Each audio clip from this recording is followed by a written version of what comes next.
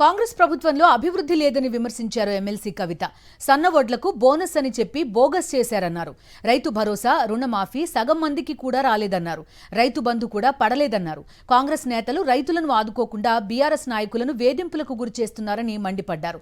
ఫ్లెక్సీలు కడుతున్న కార్యకర్తలపై దాడులు చేస్తున్నారని ఫైర్ అయ్యారు ఎమ్మెల్సీ కవిత. ఎక్కడ కూడా ఇప్పుడు ఇక్కడ ఉన్నటువంటి కార్యకర్తల నాయకులందరూ చెప్తున్నటువంటి విషయం ఒకటే, పదే పదే బోనస్ బోనస్ బోనస్ అని చెప్పిండ్రు. అది కాస్త బోగస్ అయింది. సన్న వడ్లకు ఎవరికి కూడా బోనస్ రానటువంటి పరిస్థితి. రుణమాఫీ రుణమాఫీ అని ఉదరగొట్టిండ్రు. అది కూడా ఎవరికి వస్తున్నటువంటి పరిస్థితి లేదు. రైతు భరోసా అన్నారు.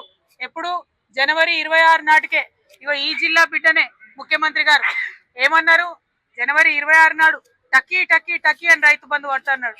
మరి ఇంతవరకు అయితే పడుతున్న పరిస్థితి లేదు. ఇప్పుడేమో మార్చి 31 వరకు మెల్లమెల్లగా ఇస్తామని చెప్తున్నారు. కనీసం అప్పటికన్నా సంపూర్ణంగా రైతు భరోసా ఇవ్వండి. మీరు రైతులను ఆదుకుంటలేరు, విద్యార్థులను ఆదుకుంటలేరు, ఇతర పార్టీ నాయకులను మరి కక్ష కట్టినట్టుగా వారి మీద అత్యాచారాలకు ఆగడాలకు ఒడిగడుతున్నారు.